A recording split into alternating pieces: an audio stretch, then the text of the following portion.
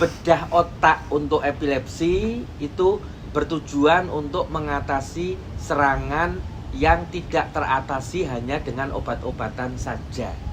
Ya, kalau keluarga sering bertanya, kalau sudah operasi masih minum obat enggak, Prof? Saya bilang masih.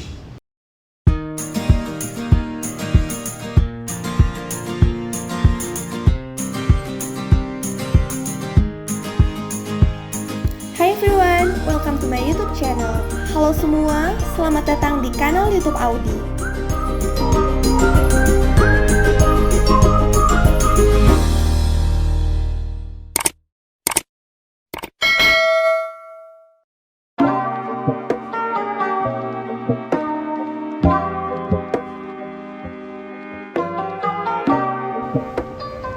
Halo para teman-teman OD dimanapun berada, dari Sabang sampai Merauke yang udah tidak sabar nih untuk menyaksikan konten kita yang terbaru. Pastinya bersama saya Audi yang akan bersama para teman-teman OD semua. Dalam konten kita hari ini, kita akan mendiskusikan hal yang suka dipertanyakan, suka diragukan ya. Makanya kita akan bahasnya hari ini aja, dan pastinya nanti akan bersama narasumbernya ya. Kita akan membahas mengenai kapan sih bedah epilepsi itu jadi pilihan terbaik bagi OD. Nah, sering dipertanyakan kan ya pasti tentang hal ini, apalagi kalau udah dengar bedah epilepsi. Wah, itu berarti harus. Tapi ini kok judulnya kok bisa menjadi pilihan terbaik ya. Makanya nanti kita akan diskusikan bersama narasumbernya yang luar biasa, yaitu Profesor Dr. Zainal Mutakin, PhD spesialis bedah saraf konsultan. Halo Prof. Mbak Audi. Sehat ya Prof? Sehat, selamat siang semuanya. Selamat siang Prof, luar biasa nih ekspresinya aja udah Dan antusias nih para Prof. penikmat vlognya Audi. Iya ya. Prof, terima kasih banyak ya Prof ya atas waktunya ya Prof. Iya Prof, tadi kan saya sudah bilang ya Prof ya, kalau kita akan membahas kapan bedah epilepsi itu jadi pilihan terbaik bagi OD. Nah itu kan dari temanya aja jadi pilihan terbaik. Betul. Bagi OD. Berarti Ya. sebenarnya bedah epilepsi itu bukan hal yang harus dan wajib dilakukan Betul. oleh OD ya Prof ya? Tidak Begitu. semua OD membutuhkan bedah epilepsi. Ya. Iya. Kenapa? Karena pengobatan utama dan pertama pada epilepsi adalah minum obat dengan teratur. Minum obat dengan teratur.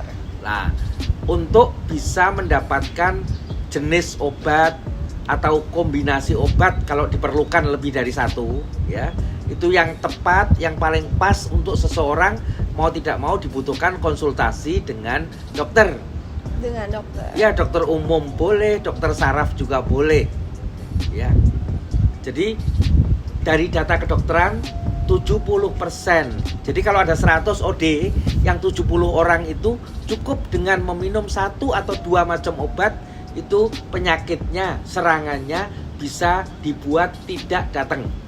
Terkontrol ya, Prof, ya? Istilahnya, betul. Terkontrol. Ya.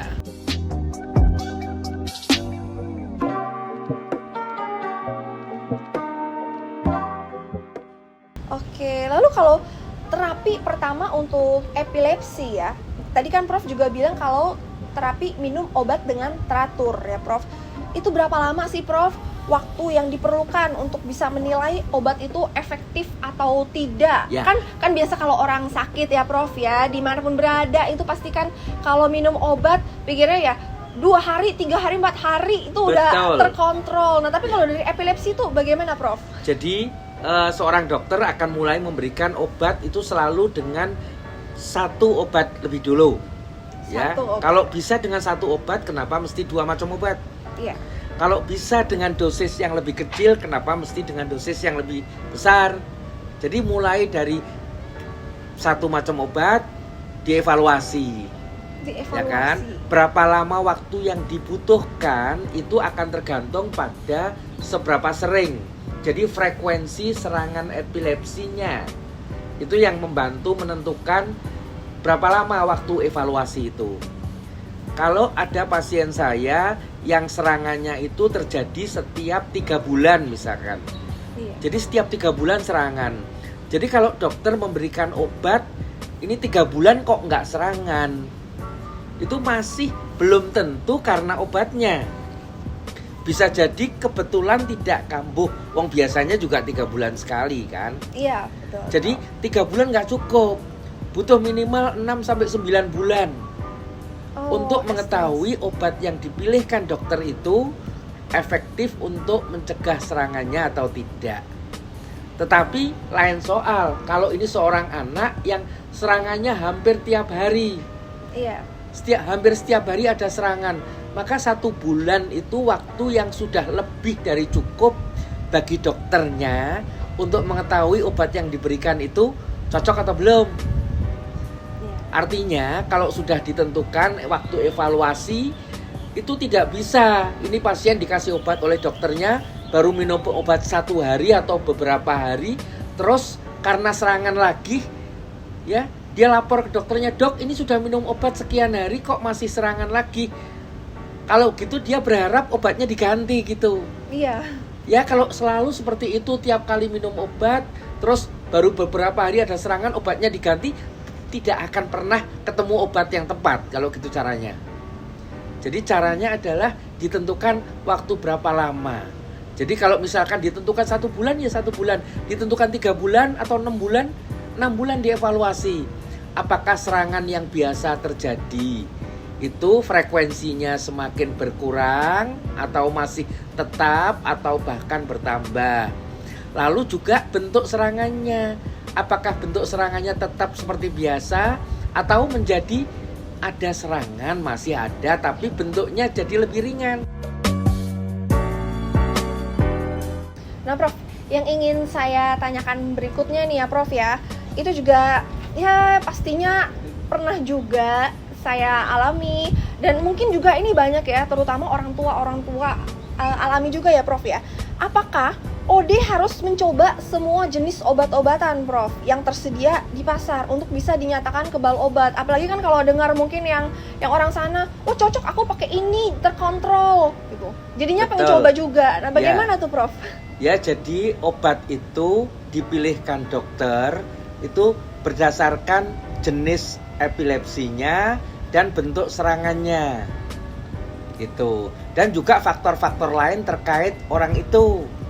Ya, orang-orang yang misalkan sudah berat badannya lebih gitu kan, overweight, tentu nanti dipilihkan obat-obat yang jangan sampai menambah overweightnya, misalnya itu. Jadi obat itu individual, tidak sama untuk setiap orang. Bukan berarti kalau seorang OD cocok dengan obat tertentu, nanti yang lain pasti bisa cocok, belum tentu. Iya Prof, suka pada kira gitu. Terus terkait dengan pertanyaan tadi, apakah semua obat mesti dicoba? Ya, dengan era kemajuan teknologi saat ini, itu bisa dikatakan hampir setiap tahun ada obat baru untuk epilepsi. Oh, ada obat baru, sering ya, Prof? Jadi kalau kita menggunakan prinsip semua obat mesti dicoba dulu, nanti suatu saat seorang OD itu umurnya habis, masih ada obat yang belum dicoba. Kan gitu. Iya. Jadi ada banyak riset yang sudah bisa untuk membuktikan bahwa seseorang, tadi kan 70% pasien itu dengan 1 atau 2 macam obat sudah terkontrol.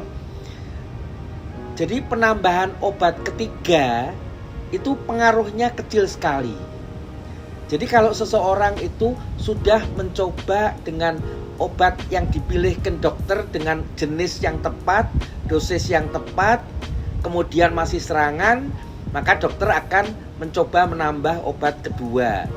Yang obat itu tidak bertentangan dengan obat yang pertama. Iya. Dalam arti bekerjanya di badan kita. Iya. Ya, jadi dipilihkan obat yang bisa saling menunjang, yang bisa matching lah ya, Prof. Betul. Ya kalau bahasa pasiennya ya. Iya.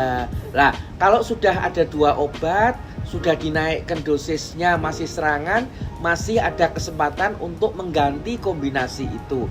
Tetapi apabila sudah dievaluasi dengan tadi dicoba diganti kombinasinya dan rata-rata kesepakatan dokter itu mengatakan 2 tahun adalah waktu yang sudah lebih dari cukup untuk menyatakan seseorang dengan obat yang sudah dicobakan itu bisa teratasi dengan obat-obatan saja atau tidak. Jadi disitulah ya, kalau ada lebih dari 2 macam obat yang sudah diberikan dengan dosis yang tepat, pilihan obatnya tepat, kombinasinya tepat, masih serangan, maka dia 80% kemungkinan besar termasuk jenis yang kebal obat. Salah satunya saya dulu ya Prof ya. Betul ya. Jadi Audi sempat obatnya 3 macam kalau nggak salah dulu. Iya, itu. 3 macam, dosis tinggi dan udah lebih dari 2 tahun juga ya Jadi Prof. gitu. Bukan berarti harus mencoba semua obat yang ada di pasar tadi. Ya, itu salah. Oke. Jadi bukan berarti terpatok dengan pasien lain, apalagi dengan pasaran yang terbaru ya. Karena jenis obat juga ada aja yang baru-baru itu ya Prof ya. Betul. Oke, Prof.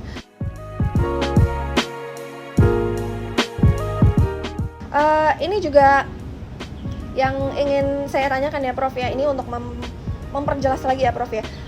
Walaupun saya sendiri juga tahu karena saya pernah mengalami ya Prof. Seberapa sering sih serangan epilepsi itu dianggap mengganggu OD Prof? Dan apakah mungkin sehari sekali, seminggu sekali, sebulan sekali? Walaupun saya dengar ada yang lebih dari itu sih Prof. Betul. Gimana Ya, Prof? jadi bentuk serangan epilepsi itu tiap orang mungkin tidak sama. Ya, ada serangannya yang sampai dia terjatuh sampai kejang-kejang seluruh kelojotan seluruh badannya. Ya, itu serangannya berlangsung cukup lama. Cukup lama itu disebut lama kalau lebih dari 1 menit. Ya, tapi ada yang serangannya itu hanya seperti orang terkejut, singkat sekali, atau tiba-tiba dia terdiam, mulutnya Kecap-kecap ya? bergumam atau matanya melirik ke salah satu sisi, singkat, kurang dari 1 menit atau bahkan hanya beberapa detik saja. Ya, itu tapi serangan itu sering, ya, ada seperti itu. Nah, seberapa sering serangan itu mengganggu atau tidak, itu tergantung sekali pada ternyata siapa orang itu. Siapa maksudnya bagaimana tuh Prof? Ya, jadi saya punya pasien.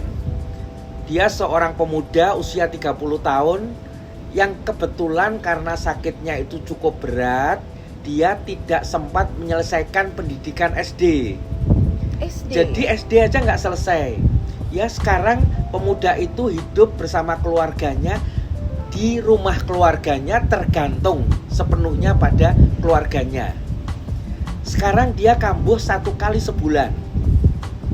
Sekali sebulan kejang seluruh tubuh kelojotan. Waktu saya berkomunikasi dengan pasiennya, bahkan juga dengan keluarganya, mereka merasakan seolah-olah itu sudah hal yang biasa dan tidak mengganggu. Udah biasa kok Pak Zainal, paling kejang juga di depan kita di rumah. Ya, sebentar juga baik lagi seperti biasa lagi. Betul. Lah, kenapa itu dirasakan tidak mengganggu? Karena si anak ini dia tidak punya karir, tidak punya pekerjaan. Jadi dia nggak biasa aja ya Prof ya, biasa, hal itu ya. Jadi andai kata saya bisa bantu pasien tadi untuk bisa teratasi, tidak kejang lagi, kira-kira saya bertanya pada mereka, keluarganya, hidupnya berubah enggak? Kan dia nggak punya kerjaan karena memang pendidikannya hanya SD tidak tamat. Jadi kira-kira kalau dia bisa tidak kejang, hidupnya ternyata kata keluarganya nggak akan berubah Pak Zainal. Hidupnya ya seperti itu, sama kita juga, tergantung. Jadi kejang atau nggak kejang, hidupnya sama. Sama ya? Ya, nggak ada pekerjaan atau karir yang terganggu.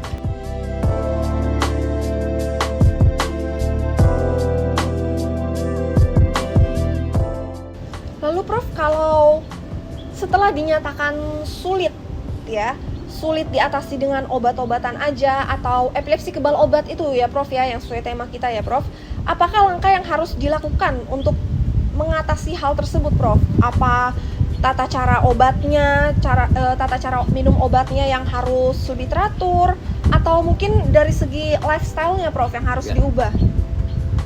Jadi rata-rata ya para OD itu mereka sudah melakukan semuanya. Jadi karena mereka juga pasti ingin sembuh. Iya, ya, betul. Tidak ada seorang OD pun yang ingin sering kambuh, itu nggak ada. Ya. Jadi mereka pasti compliance. Jadi ketaatan dalam minum obat sudah dijalani.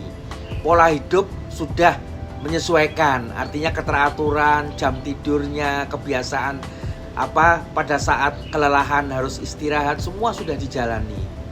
Jadi pada saat dokter menduga atau menyatakan bahwa diduga sakit epilepsinya itu termasuk kelompok yang sulit diobati, itu sudah selayaknya dimulai satu rangkaian pemeriksaan untuk bisa memastikan kira-kira atau dugaannya sumber kejang itu berasal dari bagian otak yang mana dari OD itu.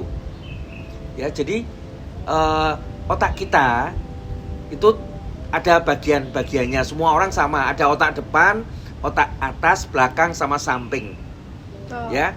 90% epilepsi berasal kalau tidak dari otak samping atau temporal adalah otak depan atau frontal, betul. Ya, 90% ada di situ. Jadi untuk bisa menduga sumber kejang itu ada di bagian otak yang mana, sisi kanan atau sisi kiri juga, itu bukan dengan foto MRI, bukan dengan rekaman EEG atau yang lain, bukan. Yang pertama dan paling dibutuhkan oleh saya sebagai dokternya adalah saya harus melihat sendiri kejang yang terjadi itu seperti apa. Dari sebelum ya Prof ya? Ya, selama ini kebiasaan kejangnya itu bentuknya seperti apa. Itu akan terbantu sekali kalau ada rekaman-rekaman video. Ya, baik dari terutama keluarga. Karena pasien kalau mengalami serangan dia nggak mungkin berpikir mau merekam diri sendiri, apalagi kalau dia nggak sadar. Iya. Ya, tanggung jawab dari keluarga untuk sebisa mungkin. Ya, biasanya masalahnya keluarga merasa kami panik Pak Zainal, nggak mungkin ngerekam. Ya. Betul Prof. Nah, tapi terjadi misalkan bentuk kejang pada seseorang itu akan selalu sama kok, polanya sama. Ya, orang lain beda lagi. Ini keluarga bapak ibu yang anaknya kejang berpuluh tahun. Pada saat berkonsultasi saya tanya, Pak, itu putrinya saat kambuh itu wajah dan kepalanya itu nengoknya ke sisi kanan atau sisi kiri? Kanan dan kiri. Bapaknya jawab kanan, ibunya jawab kiri. Iya, sering ya Prof. Iya Kayak kan? gitu ya, Prof. Padahal itu informasi yang penting sekali. Ya, satu itu. Terus yang kedua lengan ini tidak akan mengalami bergerak tiba-tiba bersamaan. Enggak. Salah satu lengan itu pasti akan mengalami ya gerakan kaku terangkat itu lebih dulu. Oh, yang mana? Yang kanan atau yang kiri? Ya, nanti lagi kelengkapan berikutnya tarikan pada sudut mulut saat kejang. Nggak ada dua-duanya gini. Senyum Pasti itu. iya, itu orang senyum kan. Oke, Jadi kanan atau kiri, lirian matanya juga. Ya, lalu gerakan-gerakan lain yang bisa mengikuti atau bahkan mendahului serangan. Misalkan mulut yang seperti mengecap-ngecap, mainan ludah, atau ini tangan. Kadang ada yang tangannya ini narik-narik baju atau mainan apa.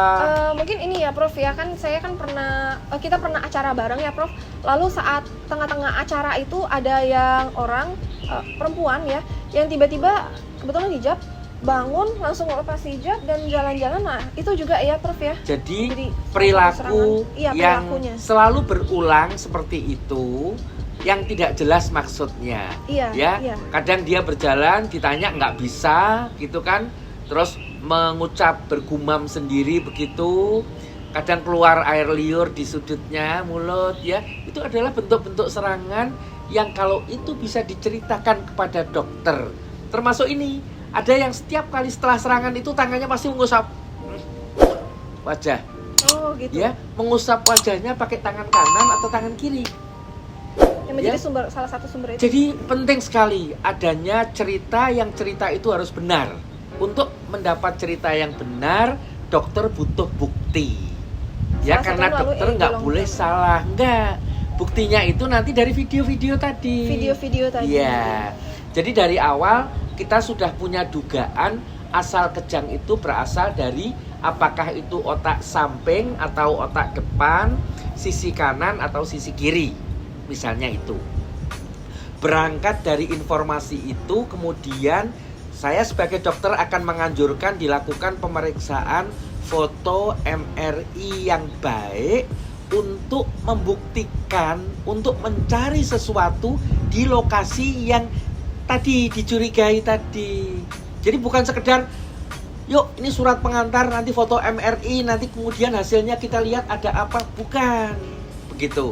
Jadi foto MRI-nya pun sudah terarah, saya mau mencari sesuatu yang ada di lapisan permukaan otak pasien tersebut, di otak samping sisi kirinya misalnya gitu.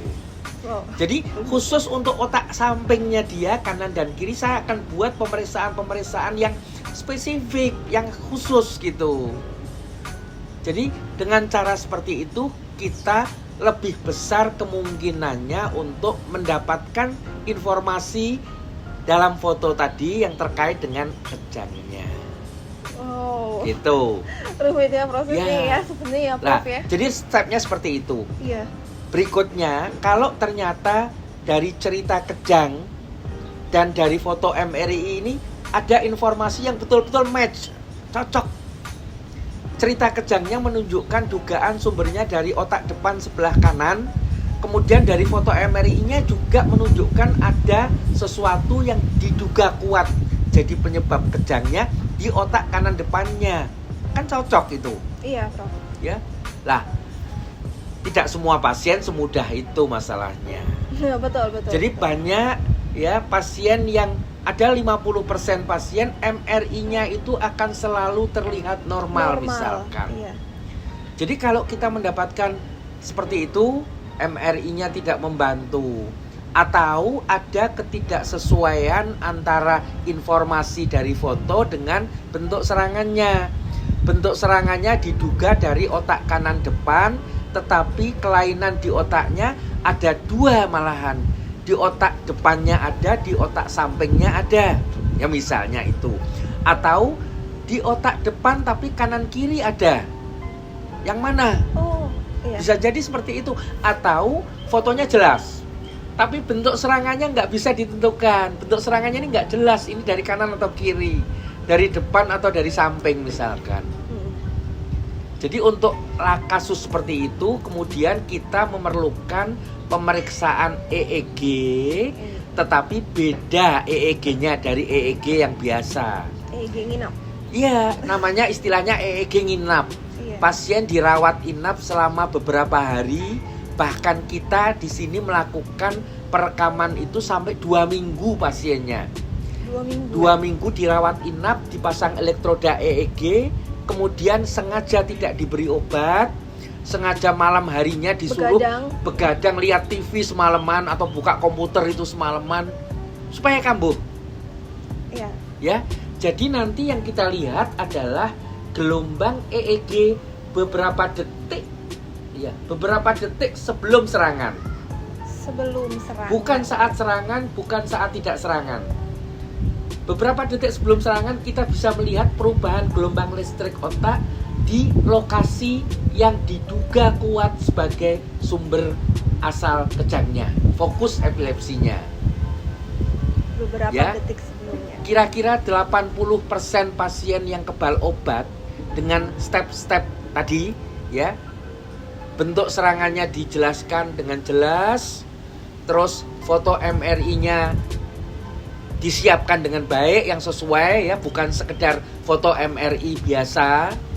Terus yang ketiga adalah rekaman EEG nginap. Itu 80% pasien sudah bisa dipastikan letak sumber kejangnya. Oh. Bukan 100% loh. Iya, 80% ya. Ya kenapa saya sisakan yang 20%? Karena itu cerita yang pernah dialami oleh Mbak Audi. Iya, saya sendiri ya. 2014. Ya, dari hasil semua pemeriksaan masih ada keraguan, ya, termasuk dari EEG nginapnya.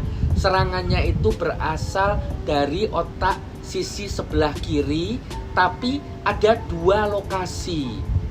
Otak depan kiri dan otak samping kiri. Ya kan? Iya, betul, Prof. Dan kejang serangannya itu pun didapatkan pada minggu ketiga, bayangkan. Sudah 2 minggu lebih, sudah mau diakhiri rekamannya, ternyata muncul serangan pada minggu ketiga. Iya, betul. Lebih dari 2 minggu ya, Prof. Betul. Ya. Karena keraguan itu kita belum bisa melangkah untuk pembedahan karena belum yakin. Iya. Jadi apa yang kita putuskan untuk Mbak Audi waktu itu, kita putuskan kita memasang EEG tanam. Apa EEG itu EEG tanam? Jadi alat EEG ini khusus untuk dipasang di permukaan otak. Jadi melalui satu pembedahan dilakukan operasi yang nggak berat-berat. Kita cuma buka kulit kepala, membuka tulang sedikit dan memasukkan alat EEG di permukaan otak kiri dan otak samping, otak depan dan otak samping kirinya Mbak Audi. Oke. Ya, dan setelah itu kita ulang monitor lagi sampai sekitar 2 minggu dengan alat EEG yang itu ditanam di permukaan otak itu sensitivitasnya 100 kali lebih peka dari yang di luar. Jadi lebih mudah terlihat ya, Prof. Betul. Ya? Sumber Yang utamanya akhirnya ya. diketahui pada Mbak Audi itu kejang berasal dari otak samping kirinya Mbak Audi, bukan otak depannya. Baru kemudian kita memutuskan langkah-langkah untuk pembedahannya. Tapi tidak semua pasien perlu seperti yang dialami Mbak Audi karena Iya, itu hanya 20% pasien yang seperti itu. hanya 20%. Betul. Iya, jadi tidak semua ya. Jadi Iya. kita di Semarang ini hingga saat ini sudah melakukan tindakan bedah epilepsi itu bukan hanya untuk kasus-kasus yang sederhana, yang mudah diketahui fokusnya, tapi termasuk kasus yang sulit, yang perlu dipasang elektrod. EEG tanam. EEG tanam. Betul itu. Begitu kira-kira Mbak Audi. Saya mungkin waktu itu lama EEG karena saya betah kan, ketemu Prof terus, divisit Prof terus, ya Prof. Bisa jadi betul ya. Bisa jadi. Iya Prof. Terus kan saya kan tadi tanya-tanya tentang kebal obat terus ya Prof ya. Ya. Ini sebenarnya pertanyaan saya agak panjang, jadi saya sambil baca nggak apa-apa ya Prof. Boleh. Izin Prof. Maaf Prof. Silakan. Oke.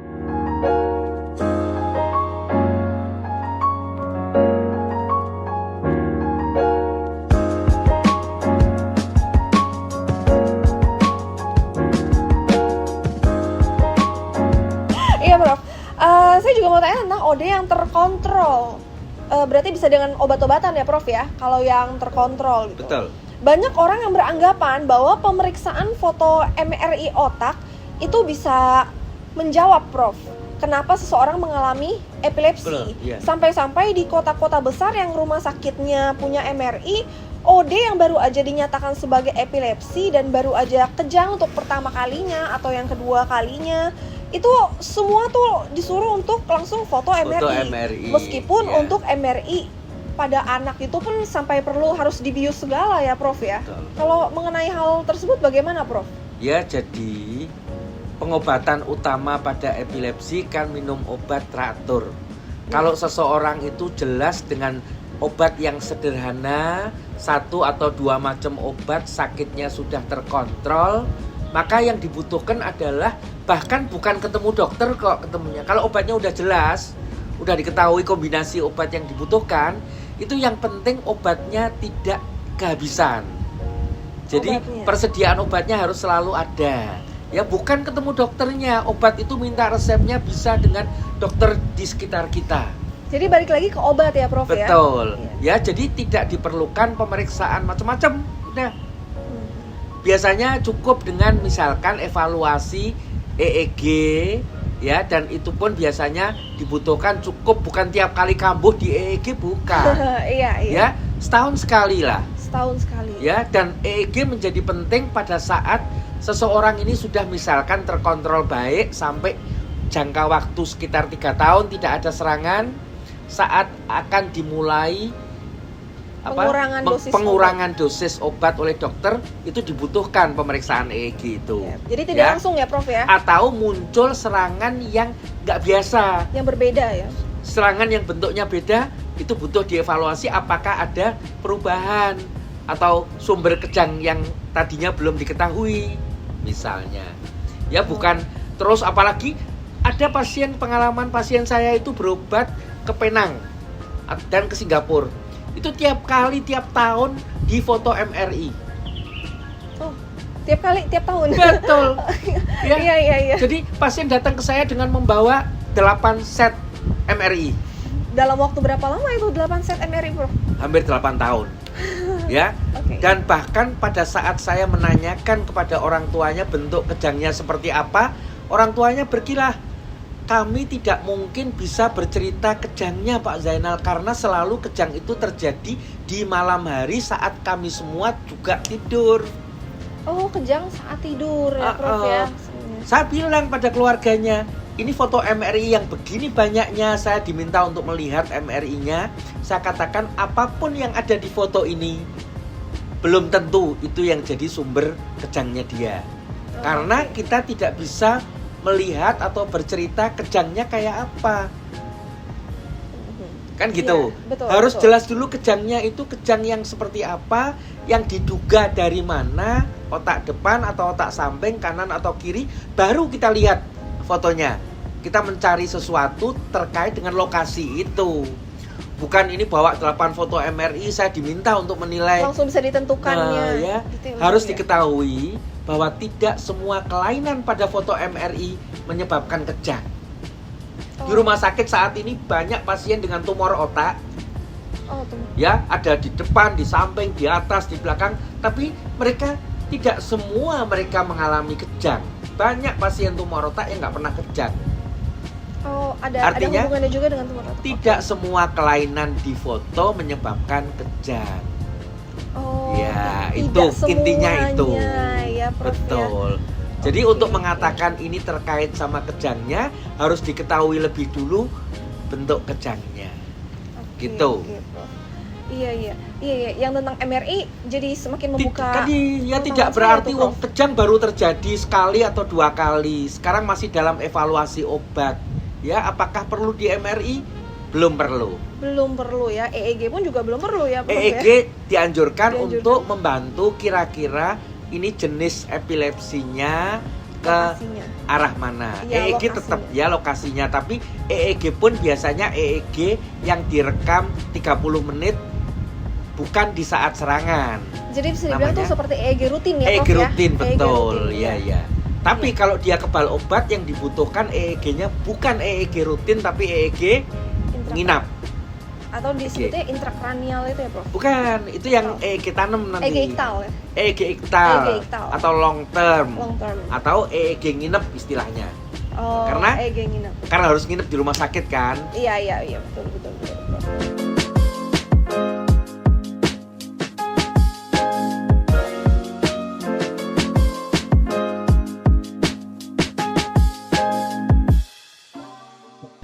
Terus mengenai MRI lagi nih ya, Prof ya. Kalau gitu kapan diperlukan foto MRI bagi OD? Apalagi untuk bagi OD yang kebal obat ya, Prof ya. Dan pemeriksaan apa lagi, Prof, yang bisa membantu memastikan sumber kejangnya dan fokus epilepsinya terutama, Prof? Jadi tadi kan kita sudah bahas bahwa awalnya informasi itu berawal dari bentuk serangannya seperti apa. Jadi rekaman-rekaman video tadi. Ya, bisa pakai HP, bisa dipakai, atau handycam bisa dipakai, semualah, semua sarana. Kalau tadi kesulitan, kejangnya terjadi saat malam hari, saat kami semua tidur, Pak Zainal. Gimana cara mendapatkan itu? Kan itu di iklan, kita sering terima iklan apa? CCTV. CCTV banyak diiklankan, kenapa nggak dipasang CCTV? Ya, diarahkan ke tempat tidur pasien itu, ya, dengan jarak yang tidak terlalu jauh, dan seluruh tempat tidur kemanapun orang ini bergerak bisa terekam. Yaitu pertama. Yang berikutnya tadi EEG MRI dan EEG nginap, tapi semuanya itu spesifik, bukan sekedar foto MRI, gitu kan? Oke. Terus EEG nginap, ya, 80% pasien sudah diketahui kok di situ. Ya, Oke. kalau misalnya ada tadi 20% pasien itu sedikit jumlahnya yang membutuhkan perekaman EEG tanam. Betul. Terus ada satu lagi, tapi ini membantu untuk jenis epilepsi yang sumbernya ada di otak samping, lobus temporal. Lobus Ya, temporal. kita di Indonesia sudah ada alat namanya foto PET scan. PET scan. Saya pun juga pernah ya Prof ya PET Betul. scan. Ya. Jadi ini bukan MRI scan, fotonya semacam CT scan gitu, tapi di sini yang difoto bukan bentuk atau struktur otaknya, tapi seberapa banyak konsumsi zat gula yang terjadi di lokasi otak tertentu. Ya, itu membantu sekali pada epilepsi lobus temporal. PET scan itu untuk mengetahui kira-kira fokusnya ada di mana, kanan atau kiri. Ini terutama dimanfaatkan bagi mereka yang kejangnya itu jarang sekali. Oh, untuk yang Ya, jarang ya. pasien yang kejangnya belum tentu 3 bulan sekali misalkan. Kalau mau saya rawat EEG nginep, harus nginep berapa lama? Iya. Untuk sampai serangan, bayangkan. Gitu? Kalau kejangnya sering, lebih mudah EEG nginap. Tapi kalau jarang, sudah dipicu tanpa obat, begadang, dibikin lapar, dibikin capek, tetap aja nggak serangan. Terus pasien pamit pulang kan, karena nggak serangan 2 minggu, pulang di depan rumah sakit. Di depan rumah sakit ya serangannya ya Prof Iya, ya. kan? Iya. Itu bisa terjadi, jadi nggak mudah lah itu. Ya kadang sulit gitu. Iya Prof. Iya kadang sulit ya, tapi malah saat keluar dari rumah Dan sakit. PET scan ini sekarang ini sudah ada di Jakarta. Sudah di ya. Jakarta ya. Jadi ada beberapa rumah sakit di Jakarta yang memiliki unit alat ini. Semoga suatu saat kita di Semarang juga bisa punya alat ini. Amin. Tapi sekarang ini artinya tanpa harus keluar negeri. Iya betul. Ya, karena 8 tahun lalu saya masih harus mengirim pasien ini ke Singapura Untuk PET melakukan scan. itu doang ya Prof ya. Iya. Oh, untung saat saya PET scan sudah ada di Indonesia ya Betul. Prof ya. Dan saya melakukan itu di Indonesia untuk melakukan PET scan itu. Oke Prof. Begitu. Iya Prof. Jadi kan kita ini kan membahas mengenai bedah epilepsi itu pilihan terbaik atau tidak ya. Jadi ini untuk OD-OD atau orang tua OD yang suka galau-galau ya mengenai bedah epilepsi tersebut menjadi pilihan terbaik atau tidak. Mungkin Prof bisa sampaikan apa Prof yang terakhir Prof untuk Ya, jadi bedah otak untuk epilepsi itu bertujuan untuk mengatasi serangan yang tidak teratasi hanya dengan obat-obatan saja.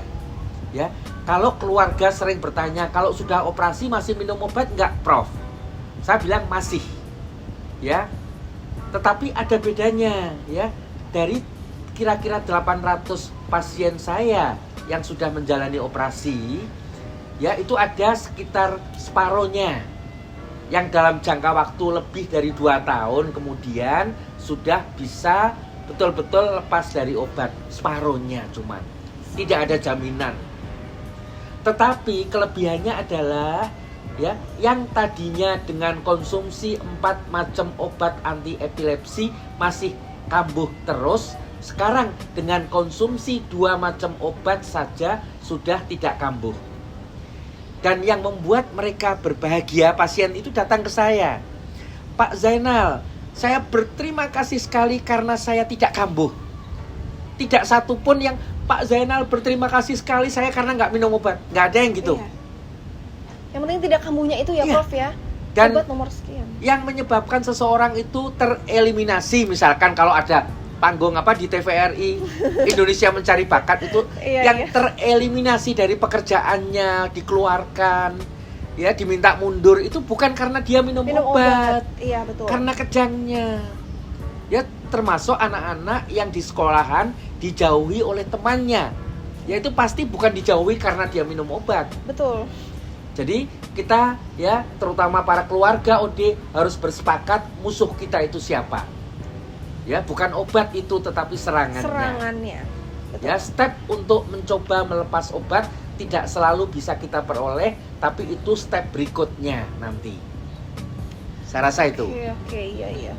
Luar biasa ya Prof ya penjelasan Prof itu ya, yang saya rangkum dari banyak pertanyaan para OD dan orang tua OD itu tadi sudah dijawab ya oleh Prof ya Prof.